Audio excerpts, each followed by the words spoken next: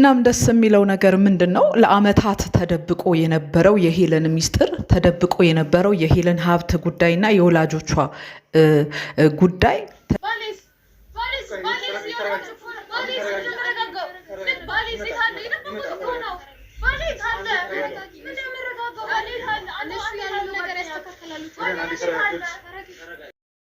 ይሄ እነሱ መኪና እየገዙ ሊያገባት ለመጣው ሙሽራ የሰጡበት የሀብታቸው ጥልቀት ምን ነበረ? ምናልባትም ብያለሁ፣ ምናልባትም ይሄ የሚምነሸነሹበት ሀብታቸው የሄለንና የሄለን ቤተሰቦች ሀብት ሊሆን ይችላል ብዬ ተናግሬበት ነበር ከሳምንት በፊት፣ ምናልባት 2 ሳምንት አካባቢ ይሆናል። እና ትላንትና ግን በዞላ ቲዩብ ላይ ስንሰማ በትክክልም ይሄ ሀብታቸው የሄለንና የቤተሰቦቿ እንደነበረ ወይም እንደሆነ ሰምተናል። እንዳልከው ያው የሄለን አባትና እናት ቤተሰቦቿ ሲያርፉ ያው እንደ ሞግዚት ሆኖ ነው ያሳደገውና እና ቅድስት የኛ ነው ምናምን እንዳለ ሀብት ሄለን አባትና እናት ናቸው ያፈሩት ሀብቱንም ነው። እኚህ ሰው ልጃቸውን ለትልቋ የመጣውን ባለ ትንሿ መዳራቸው ብቻ ሳይሆን ከዚህ ባሻገር እንዳይደረስባቸው የሚፈልጉት አንድ ትልቅ ሚስጥር አለ። ሰውየው አባትየው ወይም ደግሞ አሳዳጊ አጎቷ ጠፍተዋል። እስካሁን ድረስ ደብዛቸው አልተገኘም፣ የት እንዳሉም አልታወቀም። እና ለመጥፋታቸው ምክንያቱ ምንድን ነው? እኚህ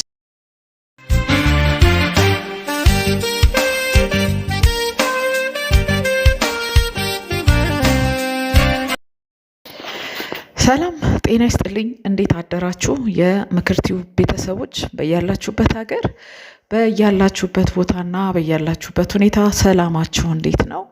እግዚአብሔር ይመስገን እኔ በጣም ደህና ነኝ።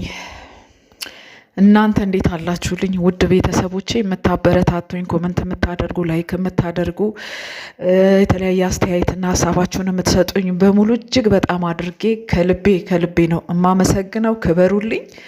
ወዳጅነታችን ይቀጥል። አዳዲሶች ደግሞ ሰብስክራይብ በማድረግ ቤተሰብ ሁኑ። ቪዲዮንም ስትጀምሩ ላይክ በማድረግ ጀምሩ። እናንተም ሀሳብ አስተያየት ካላችሁ ኮመንት መስጫው ስር አስቀምጡልኝ። በተደጋጋሚ ወደዚህ ወደ ምክር ቤተሰብ እየመጣችሁ ነገር ግን ሰብስክራይብ ያላደረጋችሁ እየረሳችሁ ያላችሁ እናንተንም አስታውሳችኋለሁ ሰብስክራይብ እንድታደርጉ ማለት ነው።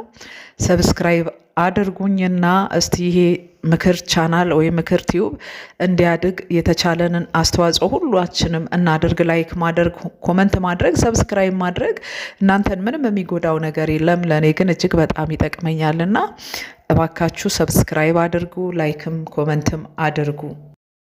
Hello, my listeners inside and outside the country. Please subscribe, like, and share. I love you.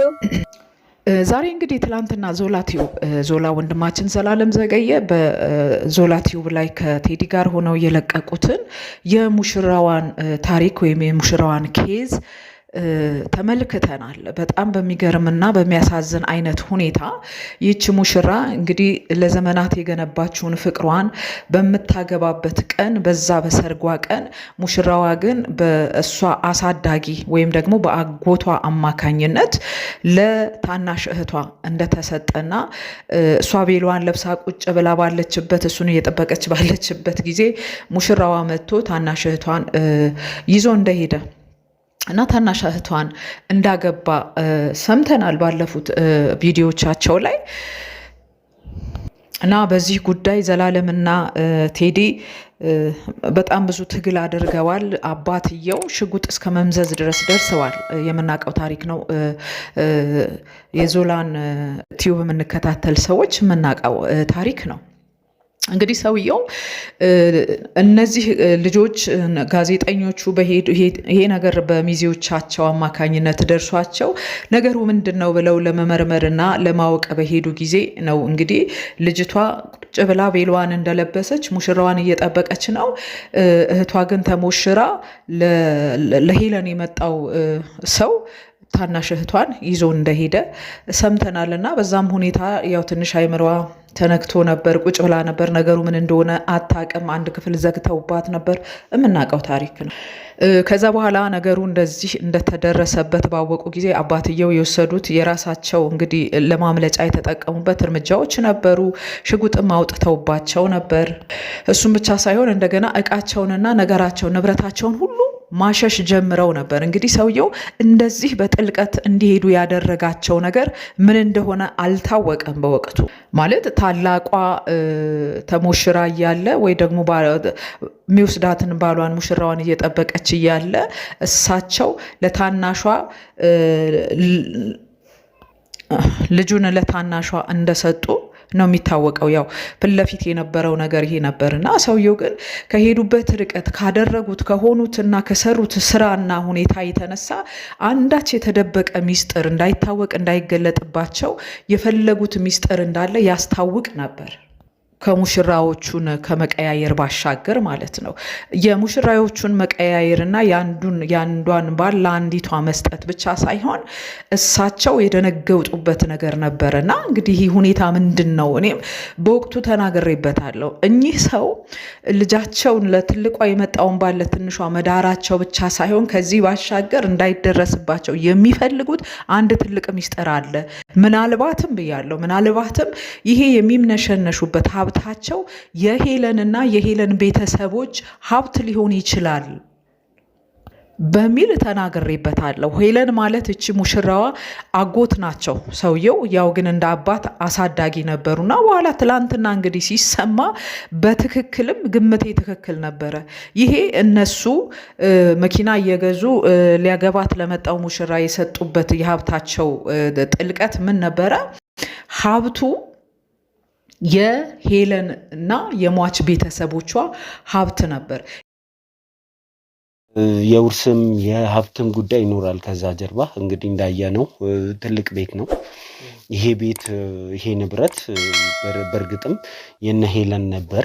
ይህንን ጉዳይ ግን ሄለን የምታውቀው አልመሰለም። ትላንትና እነ ቴዲ ሲናገሩት ነበርና ይህንን ጉዳይ የምታውቀው አልመሰለም። ግን የሚገርመው ነገር ሰውየው አባትየው ወይም ደግሞ አሳዳጊ አጎቷ ጠፍተዋል። እስካሁን ድረስ ደብዛቸው አልተገኘም። የት እንዳሉም አልታወቀም። እና ለመጥፋታቸው ምክንያቱ ምንድን ነው? እኚህ ሰው እንዳልከው ያው የሄለን አባትና እናት ቤተሰቦቿ ሲያርፉ ያው እንደ ሞግዚት ሆኖ ነው ያሳደገውና እንዳለ ሀብት ሄለን አባትና እናት ናቸው ያፈሩት ሀብቱንም ነው። ያው ግን እሷም አንስታም አታውቅም። ሰው እንደዚህ በዚህ የደነገጡበት በእንደዚህ ሁኔታ የፈሩበት ነገር ምንድን ነው? እሱ የሄለን ወላጆች ሲሞቱ ልጅቷንና ሀብቱን ወስደው በሞግዚትነት አስተዳድረዋል። ይሄ ትክክለኛ ነገር ነው። እሺ ሄደው ልጅቷ ትዳር ጋር ስትደርስ ለእሷ የመጣውን ትዳር ለእሳቸው ለወለዱት ልጃቸው ሰጥተዋል። እሺ ይሄ ነው። ግን ይሄ ብቻ ነው ወይ እንደዚህ ያስደነገጣቸው? ይሄ ብቻ ነው ወይ እንዲፈሩ ድንብርብራቸውን ያወጣው? እኔ አልመሰለኝም። አሁንም የሄለን ወላጆች ሞት ምክንያት ራሱ ቢመረመር ከኚህ ሰውዬ ዙሪያ የሚያልፍ አይመስለኝም። ያለ ምክንያት ሰውየው በእንደዚህ ልክ ድንብርብራቸው አልወጣም። ለዘመናት አይደረስብኝም፣ ማንም አያውቅብኝም ብለው የኖሩት ሚስጥራቸው እና ነገራቸው እየተገለጠ ስለመጣ ያንን ሁኔታ ለማምለጥና ለመሸሽ ነው። ያው ወንጀለኛ ተብለው ሊወነጀሉ እንደሚችሉ ስለሚያውቁ የሸሹት እንጂ በሕግ አግባብ በሞግዚትነት ወስደው ሀብቱንም ልጅቷንም አስተዳድረዋል፣ አሳድገዋል። እሺ ስህተት ፈጽመዋል። እዚህ ጋር ለእሷ የመጣውን ባል ለሌላ ልጃቸው ድረዋል። ይሄ ብቻ ነው ሰውየው እንደዚህ እንዲበረግጉና አገር ጥለው ጠፍተው ዱካቸው እስከማይገኝ ድረስ የተሰወሩበት ምክንያት ይሄ ብቻ አይመስለኝም። ከኋላ ይሄ ነገር ሲካሄድበት ሌላ የሚገለጥባቸው ጉድ ስላለ ለማምለጥ እየፈረጠጡ ያሉት ከዛ የተነሳ ነውና አሁንም በጥልቀት ቢመረመር የሄለን ወላጆች ሞት ከኚህ ሰውዬ ዙሪያ የሚያልፍ አይመስለኝም። በዚህ ልክ ሀብት ንብረታቸውን ልጃቸውን ምትተው ሊደበቁና ሊጠፉ የሚያደርጋቸው ነገር ምንም አልነበረም። ልጃቸውን ፊት ለፊት ላይ ትተው እሷን አስቀምጠው እሳቸው ባልጠፉ ነበር። አሁንም ሌላ የተሰወረ የተደበቀ ጉድ አላቸው። እዛ ነገር ላይ ከተደረሰ ፍጻሜያቸው ምን ሊሆን እንደሚችል ስለሚያውቁ ራሳቸውን ደብቀዋል፣ ራሳቸውን አጥፍተዋል እንጂ ለትልቋ የመጣውን ለትንሿ መዳራቸው ብቻ እኚህን ሰው አላስደነገጣቸውም። እሱ አይደለም ያስደነገጣቸው። ከሱ ባሻገር ያለ ከሄለን ወላጆች ጋር ተያይዞ ያለ ከሄለን ወላጆች ወይም ከሄለን የውርስ ሀብት ጋር ተያይዞ ያለ ሌላ ትልቅ ሚስጥር አለ። ያ ጉዳይ ነው እኚህን ሰው እንደዚህ በዚህ ልክ እንዲበረግጉ እንዲደነግጡ ያደረጋቸው። ዛሬ አጽንኦት ሰጥቼ የምናገረው ነገር ይሄ ነው። ደግሜ ልናገረው፣ እኚህን ሰው በዚህ ልክ እንዲደነግጡ እንዲበረግጉ ያደረጋቸው ለትልቋ የመጣውን ባል ለትንሿ መዳራቸው ብቻ ሳይሆን ወይም ደግሞ ሄለን የሳቸው ልጅ አለመሆኗ መታወቁ ብቻ ሳይሆን ከዚህ ባሻገር ከሄለን ቤተሰቦች ህልፈት ጋር ተያይዞ አንድ የተደበቀ የተሰወረ ሚስጥር ሊኖራቸው ይችላል። ያ ባይሆን ኖሮ በዚህ ልክ እንዲህ ባልበረገጉ፣ እንዲህ ባልሮጡ፣ ባልተደበቁ፣ ባልጠፉ ነበር። እናም ደስ የሚለው ነገር ምንድነው? ለአመታት ተደብቆ የነበረው የሄለን ሚስጥር፣ ተደብቆ የነበረው የሄለን ሀብት ጉዳይና የወላጆቿ ጉዳይ ተደብቆ አልቀረም። እግዚአብሔር የዚችን ልጅ ሀቅ አውጥቷል። ሀቋ የሄለን ሀቅ እየወጣላት ነው ያለው በማታቀው መንገድ። እሷ የምታቀው ለኚህ ሰው ልጅነቷን ነው። ተምራ አድጋ ተምራ ትዳር እድሜ ላይ ደርሳ ትዳር ለመያዝ የሰርጓ ቀን ደርሶ ሙሽራዋን መጠበቋን ነው የምታውቀው። ከዚህ ውጪ ሄለን የምታውቀው ነገር ያለ አልመሰለኝም። ግን በእሷ ላይ የተሰራውን ስራ የሚያውቅ እግዚአብሔር ግን ማዕበልን አስነሳ። ማዕበሉ ሲነሳ ደግሞ ምናልባት ለጥቂት ሄለን ልትጎዳ ልታዘን ትችላለች። ግን ለሄለን ትልቅ የሆነ የተሰወረ የተደበቀ ሀቋ ንብረቷና ነገሯ ሁሉ ይፋ የሚወጣበት ዘመንና ጊዜ ሲደርስ በእኚህ ሰው አጎቷ አማካኝነት ለሷ የመጣውን ባል ለታናሽ እህቷ እንዲድሩ ተደረገ ማለት ነው። ከዛስ ተገፍታ ተጥላ ነገሯን ማንነቷን የማታቀውን የሄለንን ሀቅ ይፋ ለማድረግ የሄለንን ሀቅ አደባባይ ለመግለጥና ለማውጣት እግዚአብሔር ማንን የተጠቀመው? እኚህን አጎቷን ራሳቸውን የተጠቀመው። እኚህ ሰው እኮ ዝም ብለው ለሄለን የመጣውን ባል ለበቃ የሄለን ነውና ለሄለን ድረው ቢያልፉት ኖሮ እዚህ ሁሉ ጉድ ውስጥ እዚህ ሁሉ ማጥ ውስጥ ይህ ሁሉ ሚስጥራቸው ባልተገለጠ ነበር። ግን ሄለን እስከ መቼ በእንደዚህ አይነት ሁኔታ ትኖራለች? እውነት እሷ ጋር አለ፣ ሀቅ እሷ ጋር አለ፣ ትክክለኛነት እሷ ጋር አለ። እሷ የማታውቀው ሚስጥር አለ ያልተገለጠ ያልተነገራት። ይህንን ደግሞ የሚያውቅ አምላክ እግዚአብሔር አለ በዙፋኑ ላይ ቁጭ ያለ። ስለዚህ የዚች ልጅ ሀቅ መውጣት አለበትና የሰውየው አይምሮ ምን ሆነ? የታላቂቱን ባል ወደ ታናሺቱ አዞሩ። ከዛ በኋላ ነገር እየፈነዳ ወጣ። እየታመሰ እየታሰሰ ክትትል በተደረገ ጊዜ እንግዲህ የተገኘበት ነገር ምንድን ነው? እኚህ ሰው ሲምነሸነሹ የኖሩበት ሀብት ሁሉ የማን እንደሆነ ተደረሰበት። የሄለን እና የሄለን ወላጆች ሀብት እንደሆነ ተደረሰበት። አሁን ነው ጉዱ። እንግዲህ እነ ዘላለም እርግጠኛ ነኝ ዘልቀው ይሄዳሉ። የነዚች የሄለን ወላጆች ሞት ራሱ ምክንያቱ እና ነገሩ ምን እንደሆነ ጭምር ተከታትለው እንግዲህ ያው በትነውና በጥረው ምንነቱና ማንነቱ ጋር ይደርሳሉ ብዬ አስባለሁ። ይሄ የኔ ግምት ነው። ምክንያቱም ልገምት የቻልኩበት ሰውየው ያለ ምክንያት በዚህ ልክ እንደዚህ አልበረገጉም። በቃ ከሀብቱ ውጪ ሌላ የሰሩት ወንጀል ሊኖር ይችላል። ለዛ ነው የደነገጡት፣ ለዛ ነው የደነበሩት፣ ለዛ ነው የጠፉት እንጂ ይህን ያህል እንዲጠፉ መሳሪያ ሁሉ እንዲመዙ የሚያደርጋቸው ጉዳይ አልነበረም እኮ። በቃ ለታላቋ የመጣውን ለታናሿ ሰጡ። በዚህ ልክ የሚያስደነግጥ ወይ ደግሞ ራስን እንደዚህ ራሳቸውን እንዲደብቁ የሚያደርጋቸው ነገር አልነበረም እና በዛም ሆነ በዚህ ግን የሄለን ሀቅ እየወጣ ነው። እንደዚህ ተሰውሮ ተደብቆ ማንም አይደርስበትም ማንም አያገኘውም ተብሎ ዛሬ በህብረተሰባችን መካከል በማህበረሰባችን መካከል የተሸሸጉ በጣም ብዙ ጉዶች አሉ። እግዚአብሔር ጊዜው ሲደርስ አንድ ነገር ያመጣና ያ የተደበቀ ነገር እንዲወጣ ያደርጋል። እንግዲህ እንደዚህ ነው እግዚአብሔር በዚህ ዘመን በእነዚህ ልጆች እየሰራ ያለው ስራ እንደዚህ አይነት ስራ ነው እና እንግዲህ ደስ የሚለው ፓርት ሄለን በእንደዚህ አይነት ጉዳት ውስጥ በዛ እንደ አይነት ረሃብና ስራት ውስጥ ብትገኝም ግን እግዚአብሔር በስውር እየሰራላት ነው። በቃ ስራዋን ሀቋን እያወጣላት ነው። የተቸገሩ የተገፉ አባት እግዚአብሔር ማንንም የማይረሳ ማንንም የማይተው ወንጀለኞችንም ራሱ ዝም ብሎ የማያልፍ እግዚአብሔር በጣም እኮ ነው የሚገርመው። በጣም ነው የሚገርመው። በቃ እና ሀቋ ወጥቶላታል። እጅግ በጣም ደስ የሚል ነገር ነው። ከዚህም ያለፈ ነገር እንግዲህ ገና የሚገኝ ገና የምንሰማቸው ጉዶች በጣም ብዙ አሉ ለማለት ነው የመጣሁት። ስላዳመጣችሁኝ እጅግ በጣም አድርጌ አመሰግናለሁ።